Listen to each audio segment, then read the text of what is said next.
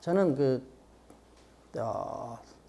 학부 때는 저는 이 서양 철학을 공부하려고 했어요. 서양 철학을 공부하려고 했는데, 뭐 이렇게 잘 공부를 못했어. 재미가 없었어요.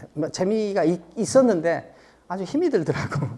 그런데 어느 날 이제 제가 이제 4학년 때부터 이제 한문을 배우기 시작했어요. 한문. 우리 그때 저는 서강대학에 정인재 교수님이라고 계시는데, 정인재 교수님 밑에서 공부를 했어요. 제 은사님이. 근데 그 은사님 밑에서 저는 굉장히 교육을 철저히 받았어요. 지금은 아주 따뜻하시지만, 우리 학생 때는 따뜻함이라고는 하나도 없으시고,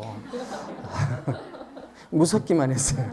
아주 엄격하시고, 그런데 그 선생님 밑에서 이렇게 한문을 정확히 읽는 법을 훈련을 철저히 받았어요. 그게 저한테는 아주 큰 도움이 됐어요. 그런데 한문을 읽을 때 우리 선생님이 우리한테 항상 강조하시는 게 있어요. 더하지도 말고 빼지도 마라. 그 다음에 순서를 바꾸지 마라. 그런데 우리가 한문을 읽을 때 잘 해석이 안 되면은 순서를 바꾸거나 뭘 자기가 말을 덧붙이거나 해가지고 해석을 만들어내는 경우가 있어요. 사실 그 글자 그대로만 보면 되거든요. 근데 그 훈련을 우리 선생님으로부터 훈련을 많이 받았어요. 그 다음에 대학원 와가지고는 우리 선생님은 이 대학원 종합시험이나 입학시험에 답을 우리가 한 6문제를 하는데 서양 철학 4문제를 답하고 동양 철학 2문제를 답하겠어요. 그런데 그래서 이제 우리들이 가서 좀 이제 선생님한테 부탁을 했죠. 선생님, 우리 동양 철학 전공자인데 서양 철학을 2문제 보고 동양 철학을 4문제 봅시다. 그러든지 서양 철학을 보지 말고 동양 철학만 봅시다. 이제 이렇게 말씀을 드리고 싶은데 마지막 말씀을 드리지도 못했어요. 그런데 어쨌든 이제 동양 철학 전공자인데 서양 철학을 많이 하고 동양 철학 적게 하니까 거꾸로 됐잖아요. 그런데 선생님이 말씀하시는 게 너희들은 지금 철학 공부하고 있어. 그러려면은 서양 철학을 아주 많이 해야 돼. 그래가지고 서양 철학 공부를 동양 철학 공부보다 더 많이 했어요. 그래서 이 서강대학교 동양 철학 전공자들은 이 서양 철학 훈련을 좀 많이 받은 편입니다. 그래서 제가 그 북경대학 입학시험, 박사과정 입학시험 보는데, 제가 그 입학시험에 성적이 좀 좋았어요. 사실은 아주 좋았는데, 아주 좋았다 내 입으로 그러면은 도사 같지 않잖아요. 그래서 이제 그냥 조금 좋았어요. 그런데 거기에 그 해겔 철학의 아주 대가 그 교수님이 계셨네. 장세영 교수님이라고. 그분이 시험 끝나고 나니까 저를 부르시더라고. 그러더니, 너희 학교 서강대학에서는 공부를 어떻게 하느냐. 왜냐면 내가 서양 철학 점수가 굉장히 높았거든요. 그러니까 이 서양 철학을 어떻게 이렇게 잘 볼 수 있냐. 그런데 그 서양 철학 북경대에서 나온 시험 문제가 저는 서강대에 있을 때 너댓 번씩 본 문제들이거든요. 그래서 이렇게 잘 쓸 수가 있었어요. 그리고 그 서양 철학을 훈련을 받으니까 철학이란 것이 무엇이구나 하고 철학적 분석 능력과 이런 그 개념에 대한 이해 이런 것이 훨씬 좀 빠르게 되는 것 같아요. 그래서 우리 정인재 교수님한테 이제 제가 그런 좋은 훈련을 받았죠. 그러니까 돌이켜 보면은 저는 좀 복이 굉장히 많은 사람 같아요. 이게 내가 나는 복이 많다라고 느낄 정도면은 복이 얼마나 많은 사람이에요. 얼마나 첫째는 우리 부모 복이 있었어요. 부모 복이 있어. 우리 부모님은 저 어렸을 때부터 이거 해라 저거 해라 라는 말씀을 해보신 적이 없어요. 나는 아무것도 모른다. 알아서 해라. 이제 그 말씀만 하고 우리 어머니는 저한테 몇 가지, 우리 어머니는 무학이세요. 무학자신데 저한테 뭐라고 말씀을 제일 많이 들은 게 뭐냐면은 배운 사람이 그러면 쓴다냐. 그러니까 이 배운 사람의 책임성을 어려서부터 우리 어머니는 그래 나는 못 배웠다. 뭐 그 말씀 안 하셨지만 너는 배웠으면은 더 나아야 될 거 아니야. 배운 사람이 그러면 쓴다냐. 이 말씀을 해주셨어요. 그리고 또 지금 이제 말이 나온 김에 또 기억나는 말은 우리 집 앞에 밭이 하나 있었는데 밭이 한 250평 정도 되는 밭이에요. 밭이 꽤 클 거 아니에요. 근데 거기다 마늘을 심었어요. 그럼 우리 어머니가 나 지금 초등학교 4학년, 5학년 때 나가서 놀고 싶은데 어머니가 저 마늘 좀 다 뽑자고 하기 진짜 죽었죠. 근데 그때 심정은 뭐 효도가 뭣도 없어요. 그냥 나는 나가서 놀고 싶으니까. 그래서 엄마 저것을 언제 다 뽑은다요. 나 지금 어디 누구한테 가야 된대. 그럼 어머니가 금방 뽑을 것이다. 금방 뽑을다. 사람이 말이다. 눈은 게으르고 손발은 부지런한 것이다. 근데 진짜 눈으로 보면은 저걸 어떻게 한다냐 이런 생각이 드는데 직접 해보면은 또 돼요. 그거 하나 지혜를 우리 어머니한테 받았고, 그 다음에 하나는 내가 이제 시골에 있을 때 광주에서 내 친구가 오는데 내가 이제 그때 우리 집은 좀 이제 그렇게 부자가 아니었어요. 근데 이제 친구가 오면은 내가 이제 대접을 해야 되잖아요.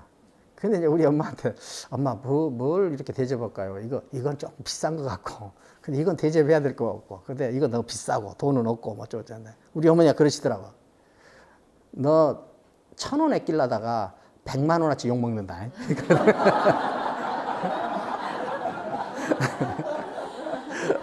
그 대단하지 않으세요?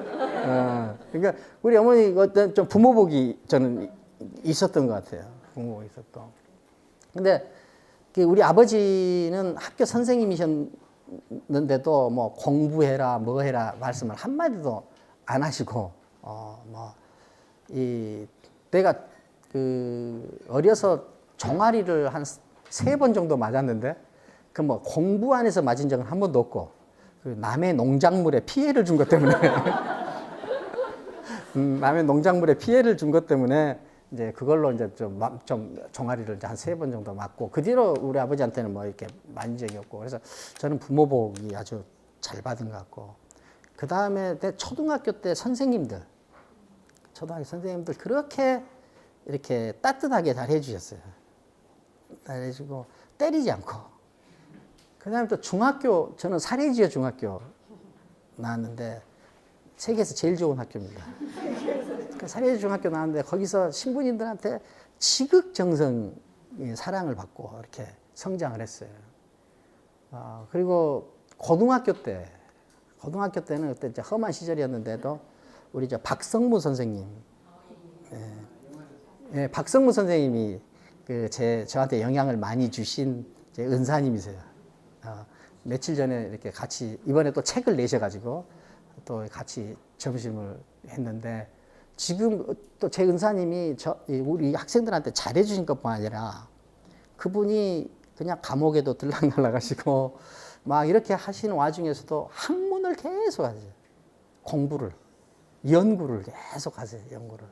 그것도 지금 저한테는 제가 좀 이렇게 중압감을 느낄 정도로 저한테는 하나의 사표시죠. 그리고 이제 대학에 와서는 우리 또 정인재 선생님 만나고, 또 북경대학 가서는 탕이제라는 아주 대학자, 그다음에 아주 인격이 높으신 그런 분을 또 스승으로 모셨어요. 그러니까 제가 이렇게 살아오면서 느낀 거는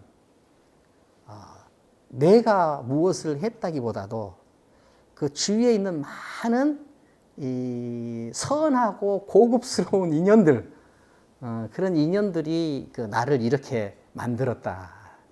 저는 이제 그런 생각을 지울 수가 없는 거예요.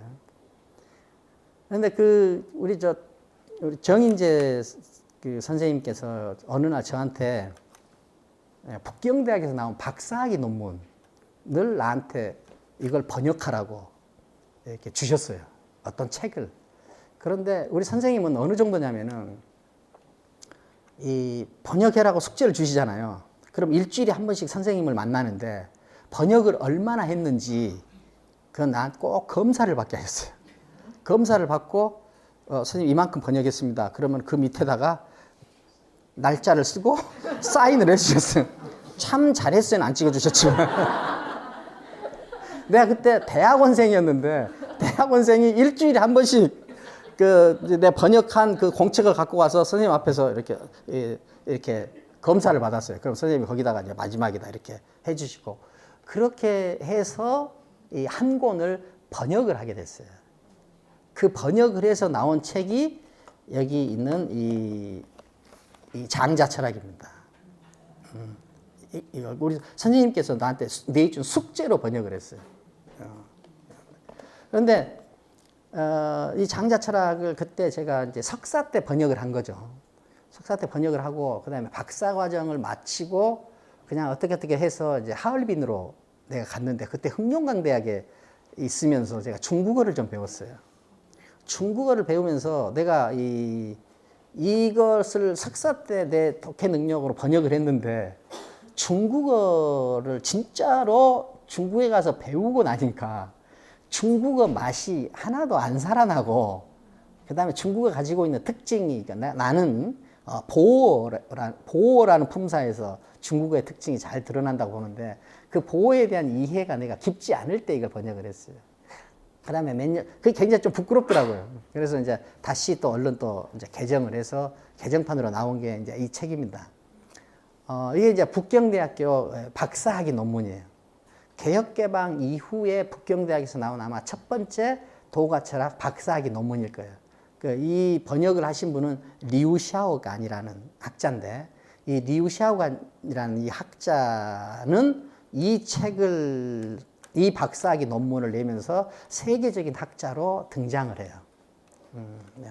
그런데 이 안에 나와 있는 여러 내용들은 저하고 관점이 다른 점도 있어요. 그렇지만 우리가 그 도가 철학을 하는 사람들이 이 안에 다 등장하는 개념들을 이해하는데 이 책은 많은 도움을 줄 거예요. 그런데 이 책 안에서 이제 도라는 범주가 이제 등장을 해요. 도라는 범주가.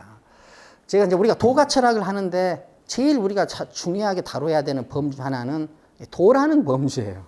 근데 우리가 지금까지 이 도라는 범주를 다루지를 않았어요.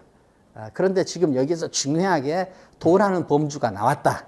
그러니까 지금 여러분들 눈치채셨겠지만 이제 우리가 이 도라는 범주를 이해해야 된다.